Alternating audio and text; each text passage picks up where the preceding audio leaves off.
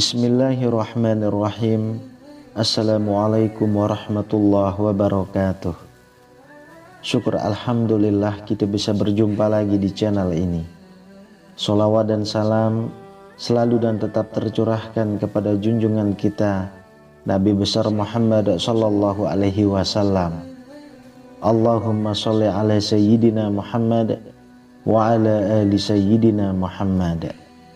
Harapan dan doa saya semoga saudaraku semuanya selalu diberikan kesehatan, dilapangkan rezekinya, diampuni dosa-dosanya, dan dipanjangkan umurnya. Amin ya rabbal alamin. Sahabat beriman yang dirahmati Allah, sholat subuh memiliki nilai yang tinggi dalam syariat Islam. Bahkan Rasulullah Shallallahu Alaihi Wasallam mendoakan langsung umatnya yang menunaikan sholat subuh. Orang yang menunaikan sholat subuh juga disaksikan oleh para malaikat. Akan tetapi ada bacaan surah pendek yang tidak dianjurkan. Lantas apa keutamaan sholat subuh? Bacaan surah apa yang tidak dianjurkan di waktu subuh? Benarkah malaikat menyaksikan langsung ketika kita menunaikan sholat subuh? Apa keutamaan menunaikan sholat subuh?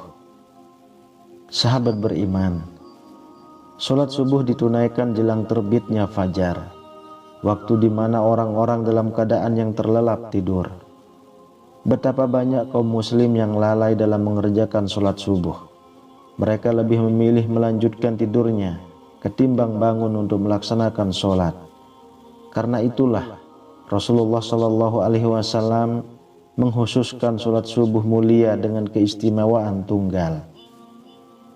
Sholat subuh bahkan memiliki sifat-sifat tertentu yang tidak terulang pada sholat lainnya.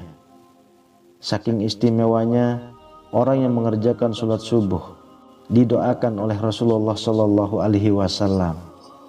Hal ini sebagaimana disebutkan dalam sebuah hadis. Rasulullah Shallallahu Alaihi Wasallam bersabda, "Ya Allah, berkahilah umatku selama mereka senang bangun subuh." Hadis riwayat Imam Tirmizi, Abu Daud, Ahmad dan Ibnu Majah. Apabila Rasulullah Shallallahu Alaihi Wasallam yang berdoa, bahkan tidak ada perantara di antara Rasulullah dengan Allah Subhanahu wa Ta'ala. Secara jasadiah, Rasulullah Shallallahu Alaihi Wasallam yang paling dekat dengan Allah Subhanahu wa Ta'ala. Dalam hadis lain dijelaskan bahwa orang yang melaksanakan sholat subuh berada dalam jaminan Allah Subhanahu wa Ta'ala. Rasulullah Shallallahu Alaihi Wasallam bersabda, "Siapa yang menunaikan sholat subuh, maka ia berada dalam jaminan Allah. Bahkan jangan kau mencari jaminan Allah dengan sesuatu selain dari sholat, yang pada saat kau mendapatkannya, justru kamu tergelincir ke dalam api neraka." Hadis riwayat Imam Muslim. Apabila Allah Subhanahu wa Ta'ala yang memberikan jaminan, mungkin akal manusia sulit untuk menjangkau dan menebaknya. Di antara janji Allah bagi hambanya yang taat menunaikan ibadah sholat subuh adalah kelak di surga nanti akan melihat Allah Subhanahu wa Ta'ala. Hal ini sebagaimana sabda Rasulullah Sallallahu Alaihi Wasallam. Kami sedang duduk bersama Rasulullah Shallallahu Alaihi Wasallam. Ketika melihat bulan purnama, beliau berkata, "Sungguh kalian akan melihat Rabb kalian, sebagaimana kalian melihat bulan yang tidak terhalang dalam melihatnya. Apabila kalian mampu, janganlah kalian menyerah dalam melakukan sholat sebelum terbit matahari dan sholat sebelum terbenamnya matahari. Maka lakukanlah." Hadis riwayat Bukhari dan Muslim. Di dalam Al-Quran juga telah dijelaskan bahwa sholat subuh merupakan waktu yang paling baik untuk mendapatkan rahmat dan ridho dari Allah. Allah Subhanahu wa Ta'ala berfirman, "Dan bersabarlah kamu bersama-sama dengan orang-orang yang menyeru Tuhannya di pagi dan senja hari dengan mengharap keridhaan ridhonya. Dan janganlah kedua matamu berpaling dari mereka karena mengharapkan perhiasan kehidupan dunia. Dan janganlah kamu mengikuti orang yang hatinya telah kami lalaikan dari mengingat kami serta menuruti hawa nafsunya, dan adalah keadaan itu melewati batas. Quran Surah Al-Kahfi ayat 28. Lantas, surah apa sajakah yang tidak dianjurkan dibaca ketika sholat subuh? Sahabat beriman, begitu utama dan keistimewaannya sholat subuh, sampai ada bacaan surah tertentu yang tidak dianjurkan. Dalam Quran Surah Al-Isra ayat 78 dijelaskan bahwa malaikat menyaksikan langsung orang yang menunaikan ibadah sholat subuh. Dari tafsir ayat tersebut, para ulama menyimpulkan bahwa pada sholat subuh setelah bacaan Al-Fatihah disunnahkan membaca Al-Quran yang panjang, baik surah ataupun ayat, di mana tradisi nabi-nabi terdahulu yang kemudian dilanjutkan oleh Rasulullah Shallallahu Alaihi Wasallam, para sahabat, tabi'in dan salafus soleh membaca ayat-ayat ataupun surah yang panjang ketika menjadi imam sholat subuh.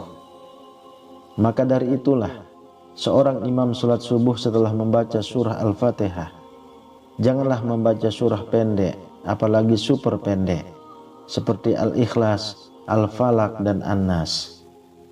Ini bukan masalah sah dan tidak sahnya dalam bacaan dalam sholat, melainkan masalah untung dan rugi. Perkara sah sudah pasti sah, akan tetapi rugi karena disaksikan banyak malaikat. Maka tentu sangat sayang sekali jika hanya ayat pendek yang dibacanya. Karena apabila semakin banyak huruf-huruf Al-Quran yang dibaca dalam melaksanakan sholat subuh yang disaksikan oleh banyak malaikat, akan menambah catatan amal kebaikan kita yang disampaikan ke Allah Subhanahu wa Ta'ala melalui malaikat. Rasulullah Shallallahu Alaihi Wasallam seringkali menunjukkan contoh-contoh bacaan sholat subuh yang menandakan syarat akan makna tertentu. Pada beberapa riwayat, Rasulullah Shallallahu Alaihi Wasallam disebutkan sering membaca surah Al-Waqiah, surah At-Tur, surah Qaf, surah At-Takwir. Rasulullah Shallallahu Alaihi Wasallam juga biasa membaca surah Ar-Rum, surah Yasin dan surah As-Saffat. Dari Jabir bin Samurah, ia berkata, Rasulullah Shallallahu Alaihi Wasallam melakukan solat-solat wajib seperti solat yang kalian lakukan sekarang ini. Akan tetapi terkadang beliau meringankannya.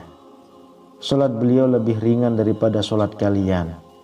Dan terkadang dalam solat fajar atau subuh, beliau membaca surah Al-Waqiah dan surah-surah yang semisalnya. Hadis riwayat Imam Ahmad. Solat 2 rakaat sebelum solat subuh atau solat qobliyah juga memiliki keutamaan. Keutamaan qobliyah subuh pahalanya besar dan fadilahnya digambarkan lebih bagus daripada dunia beserta isinya. Apabila seseorang mengerjakan solat subuh, niscaya ia akan dapat banyak keutamaan. Selain keutamaan yang telah disebutkan, ternyata orang yang menunaikan sholat subuh disaksikan langsung oleh para malaikat. Benarkah para malaikat menyaksikan kita ketika sholat subuh? Sahabat beriman, Allah Subhanahu wa Ta'ala telah menyiapkan pahala yang luar biasa bagi mereka yang membiasakan sholat subuh tepat pada waktunya. Pahalanya bahkan sebanding dengan sholat semalam suntuk. Janji pahala ini sebagaimana sabda Rasulullah Shallallahu Alaihi Wasallam, barang siapa yang sholat subuh berjamaah, maka seakan-akan dia telah melaksanakan sholat semalam suntuk. Hadis riwayat Bukhari. Memang sebagai orang lalai mengerjakan sholat subuh karena malas bangun pagi, padahal secara ilmiah bangun pagi dan menekan ibadah sholat lebih baik daripada tertidur pulas dan malas-malasan.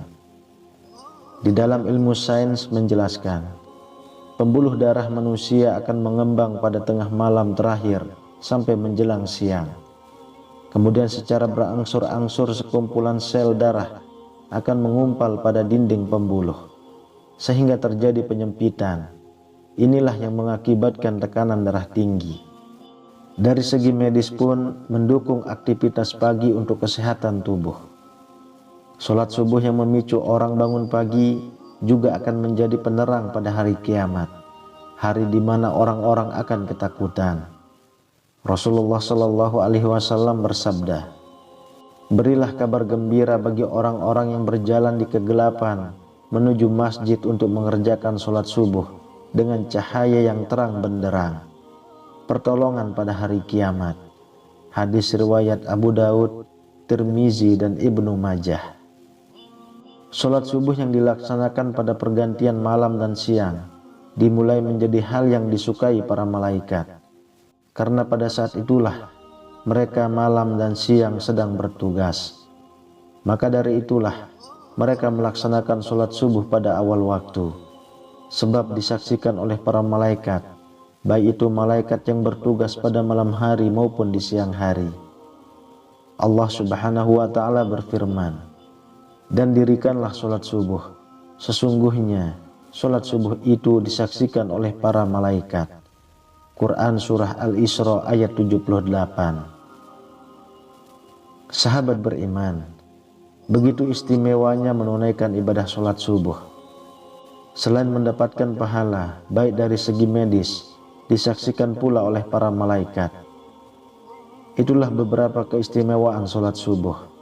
Semoga kita semua dimudahkan untuk melaksanakan sholat subuh secara berjamaah yang pahalanya begitu besar, sehingga lebih baik daripada dunia beserta isinya.